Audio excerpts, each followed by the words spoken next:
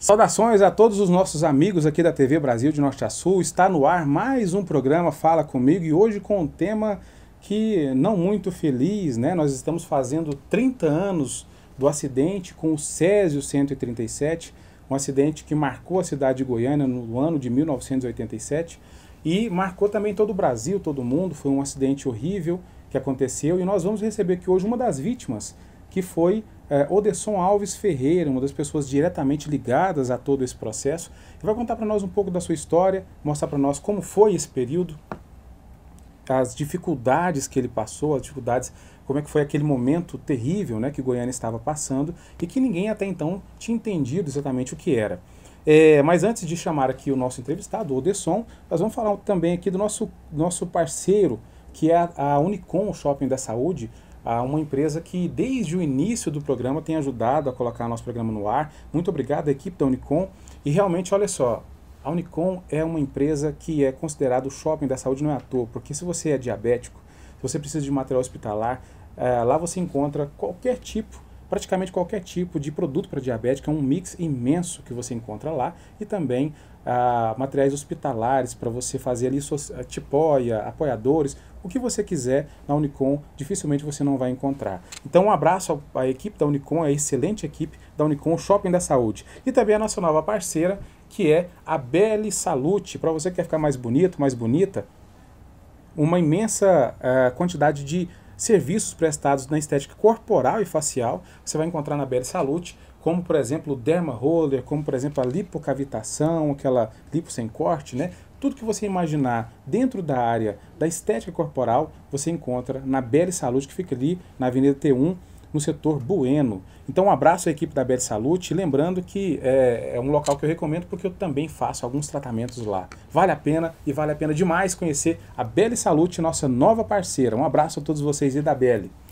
Bom, sem mais delongas então, vamos para o nosso intervalo e em um minuto você vai receber aqui de volta o nosso programa, já com ele aqui na tela, que é o Odesson Alves Ferreira, falando sobre o acidente do Césio 137 em Goiânia. É um minuto. Assista o programa Fala Comigo. Oferecimento Belle Salute, estética corporal e facial. E Unicom, o shopping da saúde. Estamos de volta no segundo bloco do programa Fala Comigo, na verdade o primeiro bloco, né? Que nós estamos aqui com ele, Odesson Alves Ferreira, uma das vítimas do acidente do Césio 137 em Goiânia. Um abraço, Odesson, obrigado por você ter recebido e aceitado o nosso convite, né? Antônio, muito obrigado pelo convite. A gente realmente fica satisfeito de poder estar participando e esclarecendo a sociedade daquilo que foi o maior acidente radioativo em área urbana do mundo. As pessoas têm mania de dizer radiológico e tal pelo tipo de aparelho, porém, ele pode sim ser considerado como um acidente radioativo. Infelizmente, foram muitas pessoas da nossa família, mais de 40 membros da família que foram envolvidos naquele acidente, e infelizmente até hoje não tem nenhuma solução. E também a gente entende que o governo, as autoridades não aproveitaram para tirar proveito daquele acidente, ou seja, não existe pesquisa nenhuma séria na área física, e as pessoas estão aí já envelhecendo, morrendo, e as academias de Goiás, principalmente, que deveriam interessar mais pelo assunto, a gente vê que não interessa. Já são 30 anos, né? Em setembro vai completar 30 anos, e a gente percebe que nada foi feito nessa área de pesquisa, principalmente. Que perda, né? É uma perda muito grande. Até porque é o seguinte, é importante que o Odesson colocou, é que você vai saber um pouco da história aqui agora, nós vamos esmiuçar com detalhes para você, mas é importante que ele colocou porque é o seguinte, todo o assunto que acontece, todo acidente que envolva, por exemplo, o caso do Césio 137 e outros como Chernobyl, Fukushima, você precisa usar como base para nunca mais acontecer aquilo, né? E estudos científicos sobre aquilo. O próprio Hitler, o grande ditador, assassino, ele teve um proveito científico naquilo que ele fez. Então, que pena que o Odesson está trazendo para nós essa informação negativa, que é o governo não ter aproveitado, né, esse momento para poder fazer novas pesquisas e entrado em mais detalhes, né, Odesson? Com certeza. E antes de começar, inclusive, a falar diretamente do Césio 137, que como o nosso amigo falou, é o maior acidente, praticamente em níveis de escala. Tem uma escala de 0 a 7, de 1 a 7 que vai de acidentes radiológicos, o Césio está em escala 5, né? Exato. Porém, em área urbana é o maior do mundo. É o maior do mundo. Maior do mundo. E radiológico e radioativo. Radiológico porque é apenas um elemento, né? Isso, O e césio. um aparelho usado, né, justamente para curar. Para né, curar o câncer. Foi o que trouxe infelizmente, câncer. Exato. E radioativo porque foi expandido. Isso, e ele é a partir do urânio, né, que é radioativo. Ah, tá. O césio é um elemento É um que... elemento do... Na verdade, o césio ele tem como número ativo 132, se eu não me engano, 132, na escala. na escala, né? Isso. E porém, quando ele é enriquecido, ele é trabalhado, ele chega ao 137. 137. Então, não é da natureza. Não. Ele é enriquecido Ele é enriquecido, né? fisicamente. Do urânio 235. do urânio 235. Então, realmente é extremamente radioativo, Verdade. porque um enriquecimento de urânio é sério isso, né? Fukushima foi urânio, né? Exato. E também tinha césio lá, Também tinha uma série de outros elementos. Então, para você que é estudante, você que está assistindo o programa agora, que está fazendo faculdade, que está fazendo faculdade na área de física, ou mesmo que seja na área de história, coloco para vocês à disposição esse programa para que vocês possam entender um pouco mais com uma pessoa que está aqui, que participou exatamente no epicentro, estava lá quando aconteceu, foi uma vítima direta do Césio 137, desse descaso que o governo teve para com as pessoas que foram vítimas naquele momento. Então vocês vão poder aproveitar, porque eu vou tirar o máximo de informações possíveis aqui do nosso amigo Odesson Alves Ferreira. Odesson, como é que foi antes do Césio? Quem é o Odesson Ferreira? O que você fazia? Como é que era? O Odesson Alves Ferreira era simplesmente um caminhoneiro. Na época do acidente estava motorista de ônibus de uma empresa aqui, do transporte urbano, na capital, porque a minha esposa acabara de engravidar e eu, para ficar mais próximo, vim para uma empresa de transporte urbano. Quando aconteceu o acidente, em 13 de setembro de 1987, a gente participou como irmão do dono do ferro velho que comprou, né, porque eu sou irmão do Devair, irmão do Ivo também, o pai da Leide, e eles mexiam com ferro velho, compra e venda de material recicláveis. E, por acaso, eu fui fazer uma visita a ele, ao Devair, e lá chegando ele me apresentou uma peça que eles colocaram o apelido de marmita ou queijo de Minas, devido ao formato. Dizia que dentro daquilo ali tinha um brilho muito bonito, atraente, magnetizante e que chamava a atenção. Graças a Deus eu vi aquilo, Antônio, por volta de 16 horas. Não tive interesse, porque 16 horas, com a claridade do dia, ainda não dava a luz. Isso, não tinha nenhuma luz, não tinha nada que chamasse atenção. E lembrando aqui um detalhe, pegando seu gancho, licença por favor, o nome das pessoas, as pessoas chamam o Césio de brilho da morte, né? Brilho da morte. Então quer dizer, o que o Odesson está falando, 16 horas ainda não tinha esse brilho. Exato. O Devair me apresentou aquilo da seguinte forma, ele falou, mano, isso aqui é muito bonito e eu gostaria que você levasse um pedaço para fazer uma pedra. Eu, por exemplo, vou presentear, ele chamava carinhosamente a esposa de Mushiba. Eu vou presentear a Mushiba com um anel. E esse aqui vai fazer uma pedra, é muito bonito. Porém, como eu disse, né, durante o dia não tinha nenhum brilho. Eu olhei aquilo ali, fiz alguns movimentos para ver se via alguma coisa interessante, cheirei. Tinha que ter escuridão, né? Para Exato, poder ele... só na escuridão. Ele tinha uma luz própria, porém, só no escuro. Só no né? escuro. Só no escuro. E durante o dia parecia uma pedra de cimento, parecia com esse piso seu, assim, cinzento, sabe? Não tinha cor expressiva. Eu passei um fragmentozinho, tirei aquilo com uma ferramenta, passei aqui um fragmentozinho, metade de um grão de arroz, mais ou menos, fiz esse movimento na mão, aquilo esfarinhou, virou pó. Então, ele era meio sólido até então. É sólido, ele é assim como... Mas esfarinhava fácil. Como o cimento, né? Você coloca a água... Tem uma imagem aqui, inclusive, Odesson, peço uma imagem de um pó azul, né? Sim. Essa imagem era mais ou menos desse jeito? Ele não era bonito assim, né? Ele era, como eu disse, era um cinzento. Então isso aqui é uma imagem que as pessoas usam, mas não era desse jeito. Não era desse jeito. Era mais cinzentado. Parecia um cimento. Né?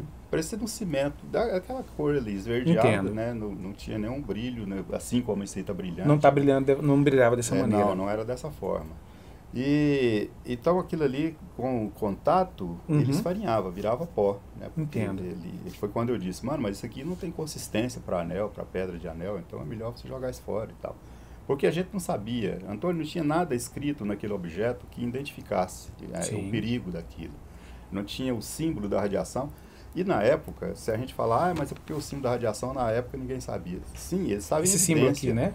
Esse símbolo estava em evidência, porque havia um ano só do acidente de Chernobyl. Exato. Então as pessoas, a imprensa mostrava isso. Conhecia bem. Lembrando que o Odesson está falando, esse símbolo que está na tela aqui agora é o símbolo da radiação, o símbolo de radioatividade, que foi em 86, tivemos um acidente em Chernobyl, onde a usina de Chernobyl, hoje Ucrânia, né, ela, inclusive, está inativa, a cidade é uma cidade fantasma, para vocês terem noção o perigo que é, a complexidade que é qualquer tipo de material radioativo. Ele é altamente cancerígeno, altamente mortal.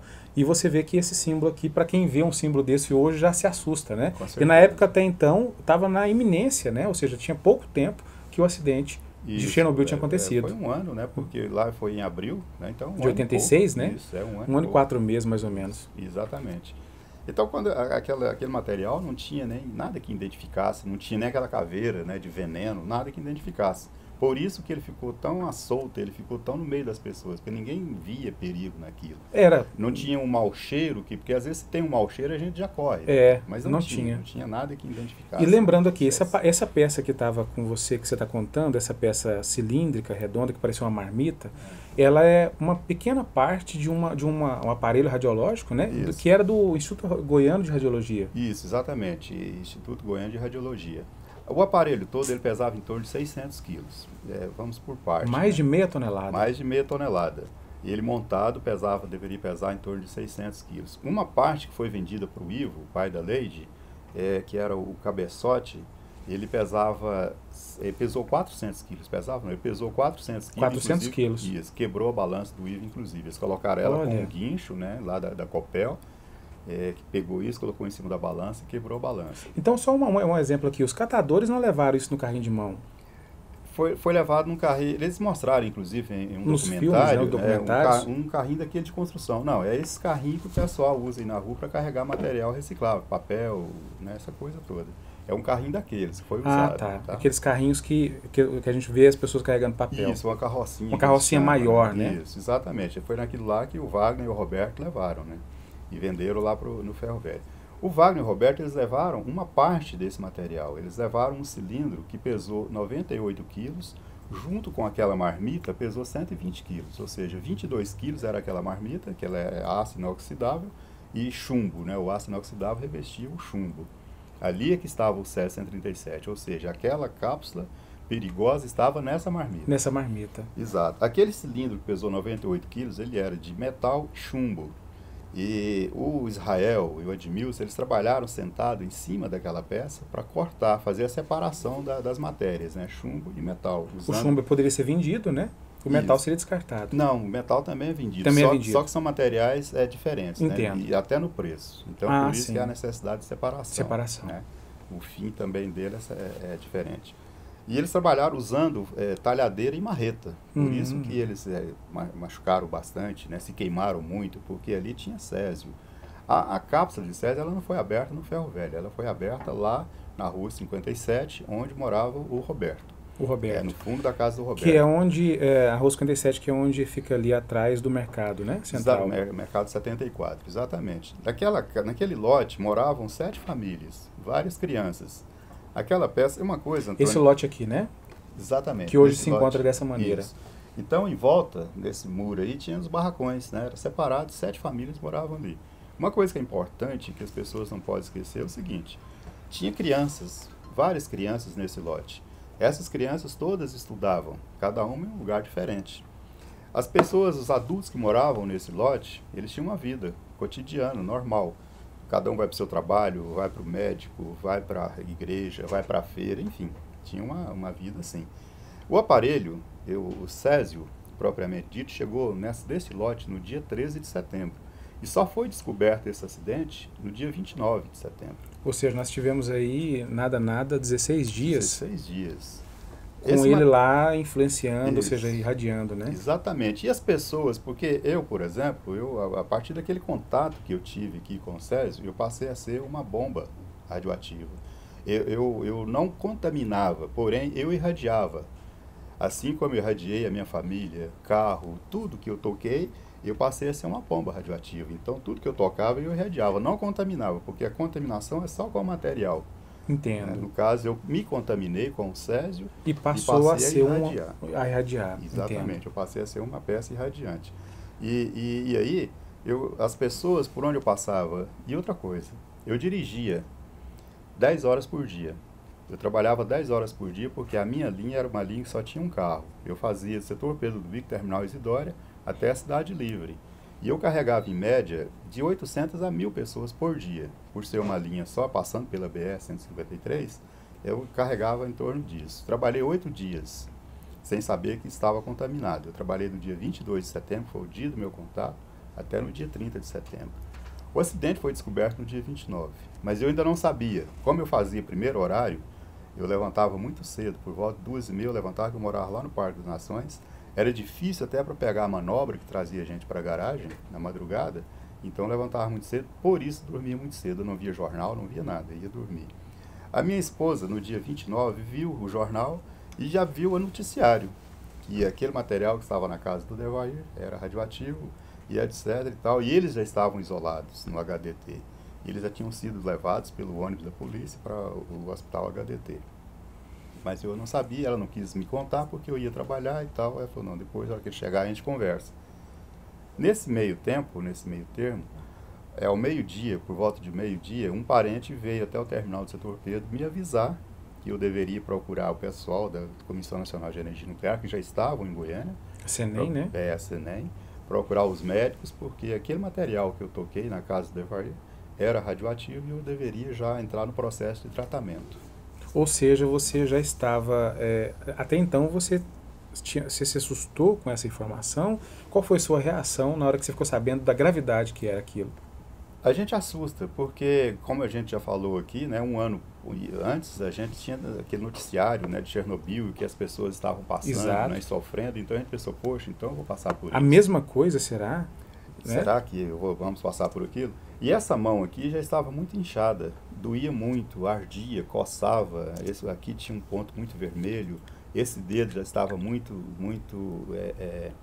afetado, e tanto que eu chegando de madrugada na empresa, naquele dia 30, eu solicitei ao diretor da empresa que me liberasse por alguns dias para fazer tratamento, né, e buscar o que estava acontecendo. Eu imaginava que fosse intoxicação alimentar. Você sentia exatamente o que nesse período? Antes de saber que você estava com o césio. Internamente eu não sentia nada, eu só sentia nas mãos. Só nas mãos, eu sentia muito ardor e tal, mas eu não ligava uma coisa à outra. Sim. Jamais ia imaginar que aquele ato meu ali fosse acontecer. Eu imaginei que fosse alguma intoxicação alimentar, alguma coisa no fígado. Exatamente. E pedi licença ao diretor da empresa, ele falou, não, então você trabalha hoje porque não temos motorista reserva para te substituir. Você trabalha hoje, depois você pode tirar aí 8, tanto que você precisar. Qual é o cálculo do número de pessoas que você acredita que foram irradiadas por você nos ônibus? Olha, se a gente for fazer uma média, né, de 8.000 pessoas que eu imagino que eu tenha carregado, transportado naqueles dias, vamos fazer aí, jogando por baixo, 5.000 pessoas. Porque o ônibus, o passageiro, ele entra pela porta da frente. O ônibus está fechado. Então, quando eu abro a porta para a pessoa entrar, aquele vácuo já vai sair. Exato. Tanto é que a frente, o painel, o volante, banco que eu sentava, que eu usava, foi retirado do ônibus. Né, ou seja, a CENEM, quando foi juntar tudo aquilo que poderia estar diretamente ligado a qualquer coisa relacionada ao césio, pessoas ou coisas, né? O ônibus foi uma das... Foi tirado tudo. Isso, alguma coisa na frente dele ali foi retirado justamente por isso. E uma Kombi que eu tinha, que eu possuía, ela virou rejeito, né? Ela se contaminou. Aí eles tentaram descontaminá-la, ela apodreceu toda, né? Porque o material que eles usavam era muito pesado e ela acabou não prestando mais, apodrecendo. Realmente o negócio é muito sério, pessoal. Para quem está assistindo aí agora, viu um pouco, né, do que foi exatamente o acidente do Césio 137. Eu quero esmiuçar mais coisas aqui, mas você viu que o Odesson tem muita informação e foi realmente um acidente trágico, muita gente morreu. Quero entender, inclusive, Odesson, em relação à questão da Lady das Neves, né, porque ela foi um símbolo, né? Uma criança de 6 anos de idade, até então, né? Nascida em 81, mesmo ano que eu nasci, e ela foi a vítima que morreu primeiro, né? Sim, e a que recebeu a maior dose também, né? Porque ela ingeriu... Ela ingeriu o césio, né? A gente imagina o seguinte, nessa mão calejada, grossa, se fez o estrago que fez, imagina por dentro, né? Porque ela, com a mãozinha... Aconteceu da seguinte forma, no dia 24 de setembro, o pai dela, o Ivo, foi até a casa do Devair e ele foi à noite, infelizmente, ele foi à noite. Chegando lá, o Devair contou a mesma história que contou para mim, falou, leva para você ver à noite, você vai ver que é bonito e tal. Então ele levou, ele tirou. Aí, como eu disse antes, o material ele tem a capacidade de umedecer. Ao toque, né, ele tem a capacidade de umedecer. E o Ivo enfiou uma chave de fenda naquele orifício e limpou na mão. Limpou na mão. Colocou na caixa de fósforo. Colocou no bolso. Então ele teve esse mesmo ferimento, na palma da mão também, esquerda, e também na perna direita, onde ele colocou no bolso. Chegando em casa, ele jogou aquilo debaixo da cama da Lady, apagou as luzes e falou: minha filha, está nascendo uma cidade debaixo da sua cama. Aí ela veio brincar com aquilo, né? Porque da noite era muito bonito e tal, ela ficou brincando com aquilo ali. A mãe dela estava cozinhando, fazendo janta e por acaso cozinhou alguns ovos. A dona Lourdes, né? A dona Lourdes. Cozinhou ovos e a Lady foi com a mãozinha, né, sem lavar, evidentemente, pegou e ingeriu. Ou seja, ela comeu um ovo com a mão suja de Césio Césio 137. Então foi a pior das vítimas. Exatamente. E uma criança de 6 anos, né? É, uma criança de 6 anos. Ela recebeu uma dose, para você ter uma ideia, Antônio, eu recebi uma dose de 100 rádios de contaminação. Ela recebeu 2.500 rádios. Meu Deus. Então ela... Nem você conseguiria sobreviver. Com certeza. Imagina uma criança com resistência de 6 anos, né? Com certeza. Segundo a própria Comissão Nacional de Energia Nuclear, a CNEM, é uma dose cavalar para qualquer pessoa. Para qualquer pessoa. Né? E a Lady morreu 4 dias após? Não, ela morreu um mês após. Um mês? É, um mês, porque ela ingeriu no dia 24 e morreu no dia 23. Ela ingeriu no dia 24 de setembro e morreu em 23 de outubro. Então foi um mês exato para que ela viesse. E ela foi para o Rio de Janeiro, né? Exato. Assim que foi detectado. Exato. Várias pessoas, né, foram para o Hospital Marcílio Dias, que é o Hospital Naval Marcílio Dias, lá no Rio de Janeiro, que é onde já tinha uma estrutura, né, para esse tipo de evento, esse tipo de acidente. Goiás não tinha, nem imaginava ter algo assim, né? Com certeza. E então várias pessoas foram, né? A Lady, a Maria Gabriela, Edmilson, Israel, o Ivo, o Devair, Kardec, a esposa do Kardec, Luiz Odete. Enfim, essas pessoas foram para o Rio de Janeiro. A Maria Gabriela e a Lady morreram no mesmo dia 23 de outubro. Maria Gabriela era tia da Lady. Era tia da Lady, que no caso é irmã da Dona Lourdes. Não, esposa do Devair. Esposa do Devair. Esposa do Devair. E a Maria Gabriela, inclusive, depois ela acabou ficando famosa porque foi a pessoa que pegou aquele material e levou para a vigilância sanitária. Exato, é importante isso que você falou. Quando aconteceu o acidente, as pessoas ficavam sem entender, porque o Devair começou a ter náusea, vômito, né? Achando que era intoxicação alimentar também. Sim. Nesse período, pelo menos é o que conta algumas coisas, algumas fontes que eu li.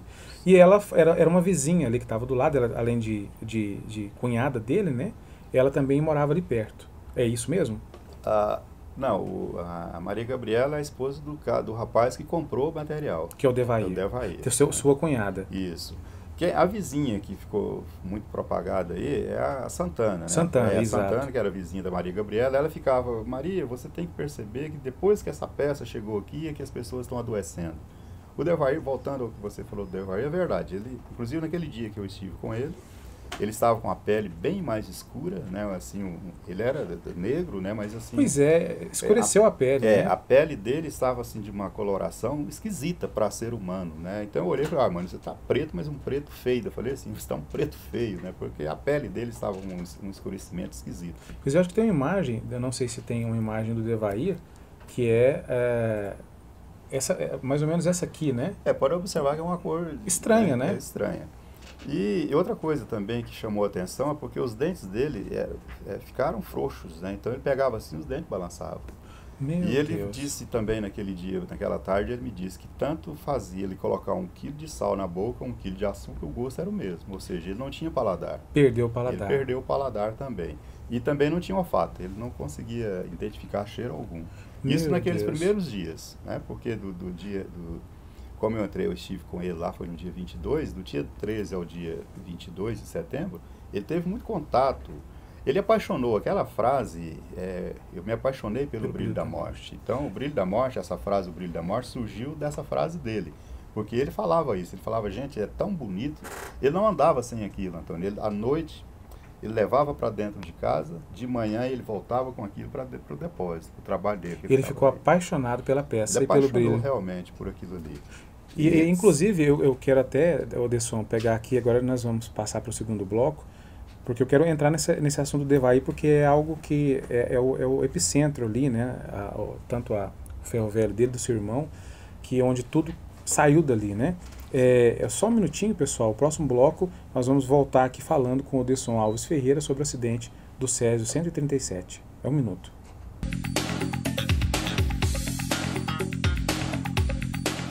Estamos no segundo bloco do programa Fala Comigo, aqui com Odesson Alves Ferreira, uma das vítimas do terrível acidente do Césio 137, que em 1987 parou todo o Brasil.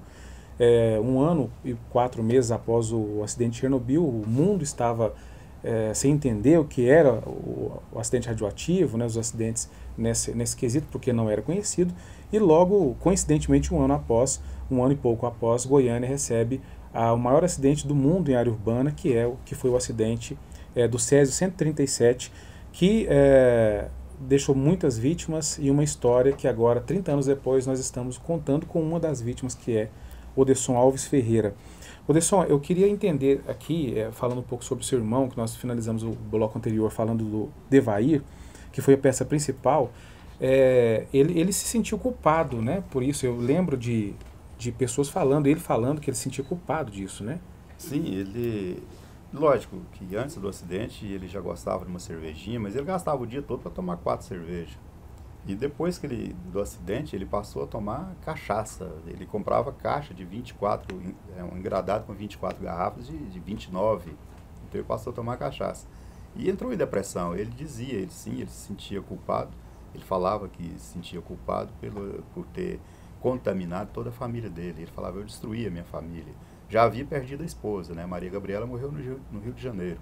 Então ele se sentia culpado por isso.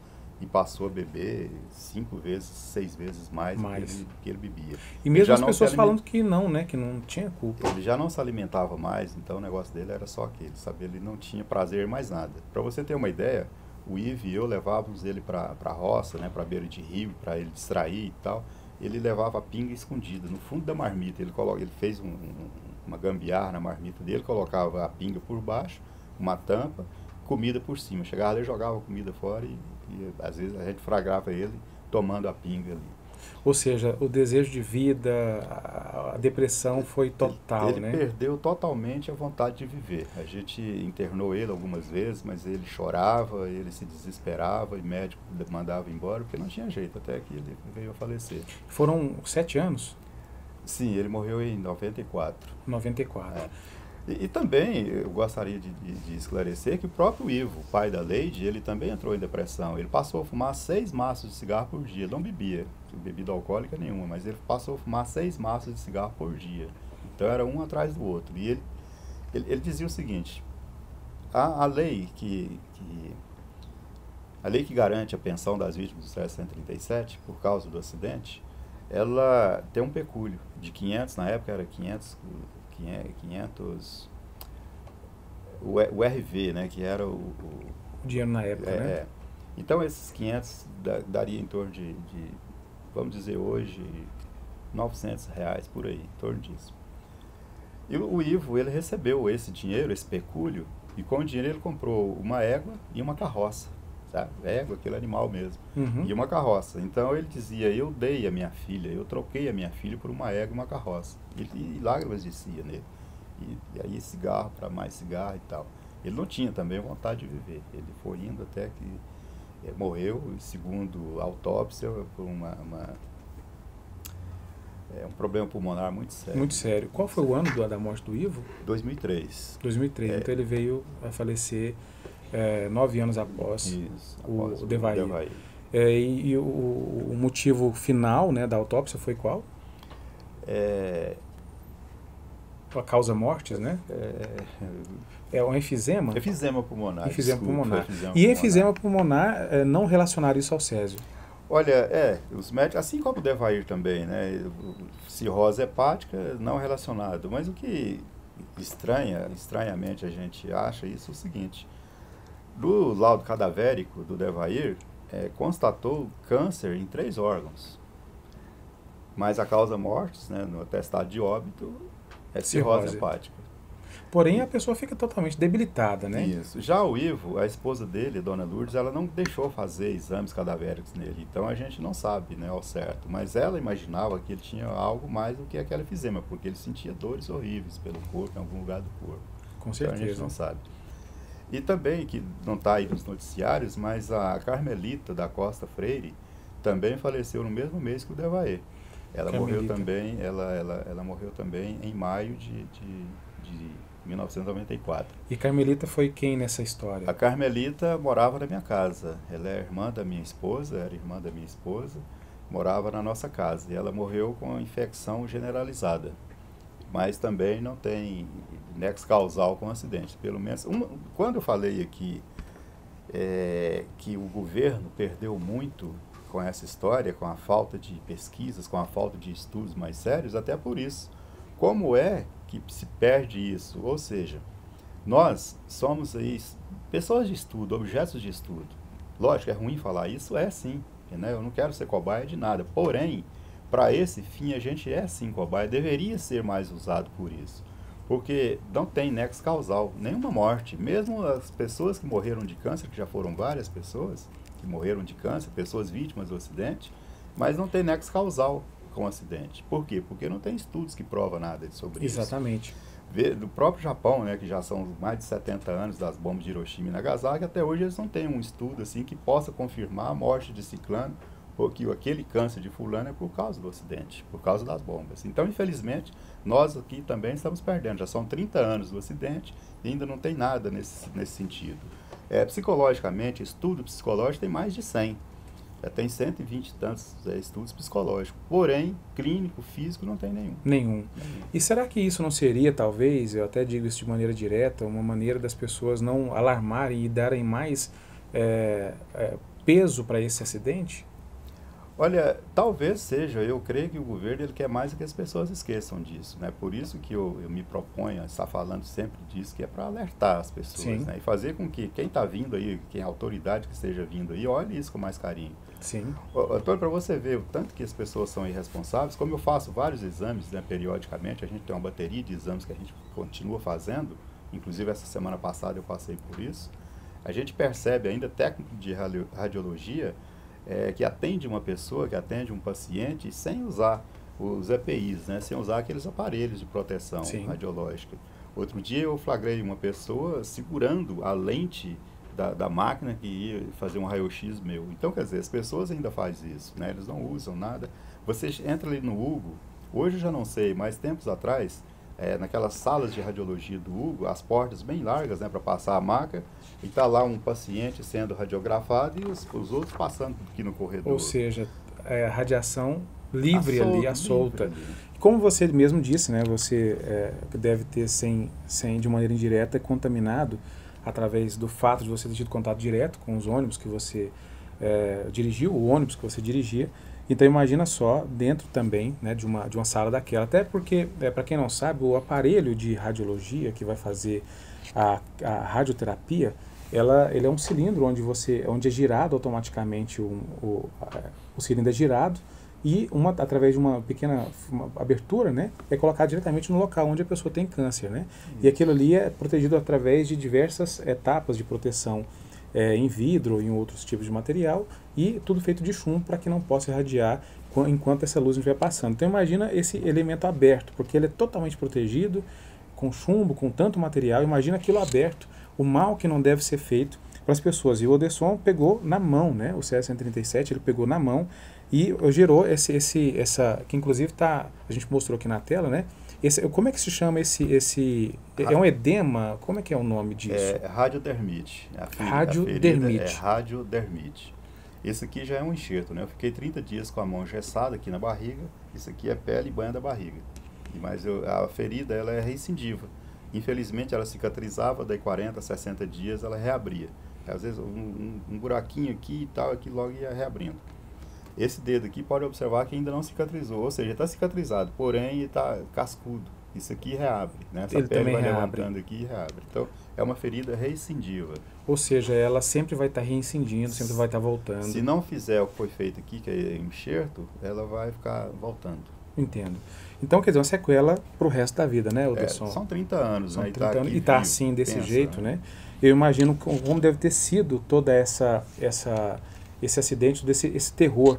Eu queria falar um pouquinho, Odesson, você esteve presente no enterro no cemitério Parque da Lei das Neves? Não, eu estava isolado, né? Eu estava no hospital HGG. Eu fui a última pessoa a sair do hospital, a sair da quarentena, porque nós ficamos em processo de quarentena, aqueles que estavam mais contaminados ou mais feridos, né? E eu fiquei no hospital HGG até 26 de dezembro de 87. Então eu não vi. A dona Lourdes assistiu, meu pai estiveram, né, infelizmente, eles passaram por aquele processo lá diabólico, né, que hoje o deputado José Nelto, na época ele era presidente de associação de moradores lá, incitou o público a fazer aquilo, jogaram pedras, cruzes, né, nos caixões e dizendo que não podia enterrar aquelas pessoas ali. Então foi um processo muito dolorido, a dona Lourdes assistiu tudo aquilo ali, assistiu a filha dela sendo apedrejada e xingada, né, achincalhada. E meu pai também estava lá.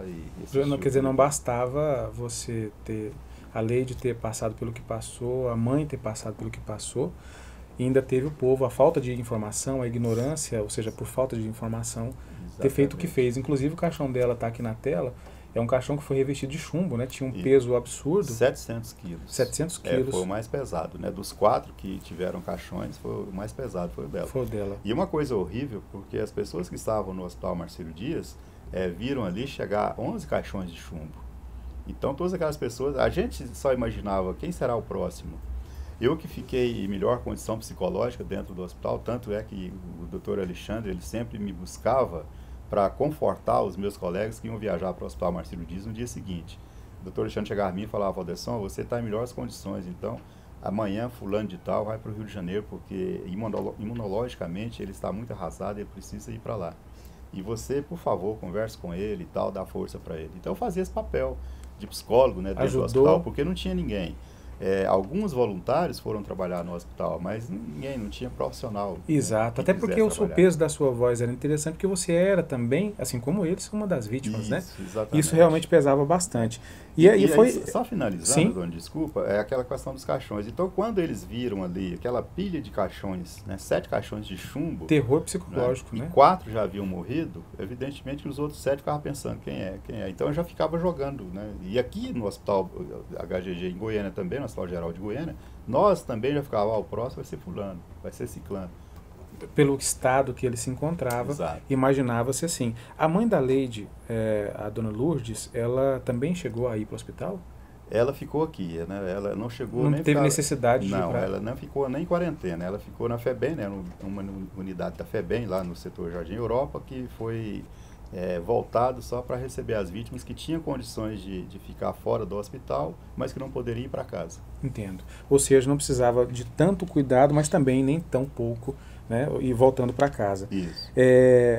Odesson, para você, até mesmo para a gente entender, assim, teve uma repercussão, eu quero passar para quem está assistindo o programa aqui agora, uma repercussão internacional sobre isso. Uma música feita por um cantor italiano, ou seja, Miracolo a Goiânia, né? Foi feita na Itália, não me lembro agora o ano. Foi feito também menções em desenhos internacionais, como os Simpsons, por exemplo, fizeram um programa, uma menção a isso. Também foi feita algumas séries de TV, como a série Jornada nas Estrelas, também foi feito menção ao Césio, não especificamente ao acidente de Goiânia, mas algo correlato, né, na época em que foi feito. E também alguns documentários, né, muitos documentários, filmes, inclusive o filme O Pesadelo de Goiânia, com Nelson Xavier, né, e Joana Fon, fazendo o papel Nelson do seu irmão, no caso o Devair, e Joana Fon da Gabriela, a sua cunhada, que faleceu um mês depois. Nisso daí, você teve alguma participação? Alguém te pesquisou para fazer esse filme? O filme, inclusive, eu critiquei muito, apesar de gostar do Roberto Pires, né, que foi o diretor. O diretor. Eu critiquei porque ele voltou muito para a história do Devair, né, e esqueceu que outros personagens, infelizmente, fizeram parte daquilo. O próprio Ivo, né, o pai da Lei, teve uma participação mínima, a minha foi mínima mesmo. Lógico, não queria aparecer, não queria que o personagem Odesson tivesse tão presente. Porém, eu achei que também iria enriquecer mais em informações, porque, lógico, o meu contato foi maior do que o que eles mostraram ali. Mas foi um filme que eu acho que chamou atenção, serviu para chamar a atenção, né? E principalmente por ter sido feito com pessoas, com atores renomados. Renomados, Stepan né? Essessian, Paulo Gorgulho, Isso. né? Joana Fon. Exato. Então, e que eles fizeram um trabalho bonito, sim. Porém, a história que eu achei que não ficou tão legal como deveria ter sido. Tanto é que a esposa do Luiz, a Laura, nós somos grandes amigos hoje, ela queria fazer a segunda parte desse filme, aí a gente começou esse dia. Então, vamos ter que aprofundar mais, né, nos personagens. Não ficar só naquele central. Exato. Né? Inclusive, é uma sugestão que eu dou aqui. Eu acho que as pessoas que podem, os diretores, no caso ela, por exemplo, para fazer um remake, na verdade. Ou um remake, ou então porque quando a história é factível, né, uma história real, e um acidente tão importante do ponto de vista de estudo, um acidente tão grave, deveria sim fazer uma história mais contada. Hoje, com a tecnologia que nós temos, poderia fazer uma matéria mais... as filmagens mais bem feitas, né? Porque na época foi em 89, se eu não me engano, que o filme foi filmado, né? Foi produzido o filme. Foi 89, e deve ter sido para 90, mais ou menos. Então, hoje nós temos aí a possibilidade de produzir um material com mais qualidade, com mais precisão, né? Com os dados. Temos aqui uma pessoa que está na história viva, que é o Odesson, e tantos outros, né? Que estão vivos também. Sim. Que fizeram parte. Esses documentários que você mencionou aí, que são vários, né? Hoje tem em torno de 13, 14 documentários, a gente participou da maioria deles, inclusive aquele que foi premiado lá no FICA, do Luiz Eduardo, que faleceu recentemente. A gente teve uma participação quase que diretiva mesmo, sabe? Porque eu comecei a exigir mais, falei, ó, eu vou ajudar vocês, vamos participar disso, desde que a gente esteja presente, porque Sim. tem muita fala que ela é florida. Às vezes o personagem, vamos dizer aqui, um nome fictício, o João, que foi vítima do acidente, ele quer colocar a participação dele no acidente muito maior do que foi, do que foi realmente. E não é isso que interessa para nós. É documental, tem que ser factual. Alguns policiais, por exemplo, que na época daquele filme, eles disseram pro Luiz, não, porque o brilho, eu vi ele ali e tal. Não, como que ele vai ver o brilho uma semana depois? Né, depois que a CENEM já tinha retirado o lixo todo ali, como que a pessoa vai ver? Né? Exatamente. Então, isso é improcedente. Então, não queremos uma coisa mentirosa, nós queremos a real, a verdade mesmo. E tantos outros aí, inclusive agora a gente vai fazer mais um outro aí também. Eu já disse, a minha participação ou a participação da minha família, eu exijo que seja contado veridicamente. Não Exatamente. quero que floreie nada, não. O filme do Roberto, por exemplo, foi muito floreado. Teve um documentário que a Globo fez, que eu participei também. Eu fui lá no Rio de Janeiro, fui lá no Projac reclamar com o diretor, que ele fez uma coisa que ficou parecendo que os meninos tinham roubado aquela peça. E não é aquilo. Não foi roubo. A própria Polícia Federal disse, né, que não houve roubo ali, porque aquele material ele estava abandonado, tinha 4 paredes, mas não tinha portas, não tinha janela. Ou seja, qualquer pessoa poderia pegar ali. Tanto que eles não usaram ferramenta para desmontar nada. E o documentário mostrou eles desmontando com ferramenta. Não tinha nada. Aquilo já estava abandonado, ele já estava em 3 partes separados já.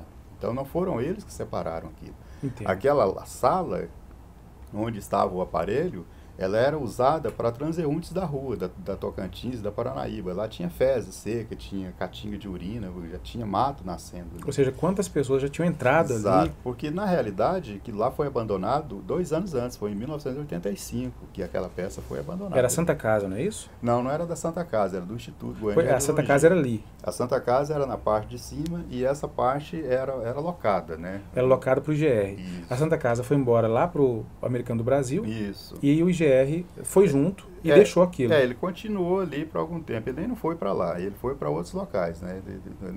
Ele era independente da Santa Casa. Da Santa Casa. Era independente, tá? Locava, né? Aquele espaço. Então, nesse caso, a ingerência e ou seja, o erro que aconteceu em relação a isso foi exatamente da empresa e da CENEM, que não fiscalizou essa mudança de empresas e automaticamente do próprio IGR, né? Exatamente, os donos, né? Tanto que eles foram condenados a alguma coisa aí, só que depois acabou passando em branco e, né, não aconteceu nada com eles. Mas a própria vigilância sanitária, porque nunca fiscalizou, nunca vigiou realmente como deveria. A própria CENEM, que quem tem capacidade, quem tem condições técnicas e também jurídica para remover esse tipo de material é a Comissão Nacional de Energia Nuclear. Ou seja, elas que têm equipamentos, têm materiais, têm tecnologia suficiente para fazer isso, né? Exatamente. E acaba que isso não aconteceu e a CENEM também foi indiciada, né? Também. Mesmo ela tendo agido diretamente, mas foi indiciada, seus diretores, né? As pessoas. Os condenados foram, né, os quatro, né, as pessoas quatro do Instituto Goiano de Radiologia, o IPASGO, que era dono do terreno, o governo de Goiás e a Comissão Nacional de Energia Nuclear.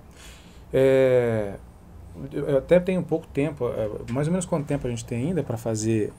Odesson, eu queria entender aqui, bem rapidamente, em relação, vou fazer um bate-bola rápido, Henrique Santilo. Eu achei que ele foi uma pessoa extraordinária, porque ele fez tudo que estava ao alcance dele, né, para aquele acidente, para ter sido amenizado, porque em relação ao acidente ele não podia fazer nada, mas após o acidente ele fez tudo. Ele deu guarida, né, às vítimas, ele deu sustentação, ele criou uma instituição que foi a Fundação Leite das Neves, uma instituição com condições jurídicas para dar assistência às vítimas até hoje. Aí depois o outro governo veio e desfez, acabou com a fundação, mas a fundação que ele criou, ela tinha uma boa intenção, e ele fez aquilo com boa intenção. Maravilha. Antônio Faleiros. O Antônio Faleiros era o secretário da época. Eu não acredito que ele tenha feito tanta coisa assim, não, porque o que ele fez foi aquilo que o governo determinou. Né? E hoje ele está aí, a gente é amigo, mas ele deveria ter feito mais, principalmente na volta dele agora como secretário. Ele voltou. Ele voltou a ser secretário, né? Ele sabia do 20 e tantos anos depois, ele voltou a ser secretário, ele sabia do que aconteceu. No aconteceu. governo Marconi, né? Isso, ele estava lá no governo Santilo, ele estava aqui agora no governo Marconi e ele não fez nada. Ele não fez nada, ele deixou inclusive a fundação acabar, né, porque foi no primeiro governo do Marconi, não era ele o secretário de saúde, mas agora, quando existia a Superintendência Leite das Neves, que ficou no lugar da fundação, a superintendência foi extinta já na gestão dele, enquanto secretário, e da gestão do Marconi. E, infelizmente, eles simplesmente acabaram com essa Superintendência Leite das Neves, que tinha uma estrutura, juridicamente ela tinha força, e criaram no seu lugar um centro de assistência aos radioacidentados.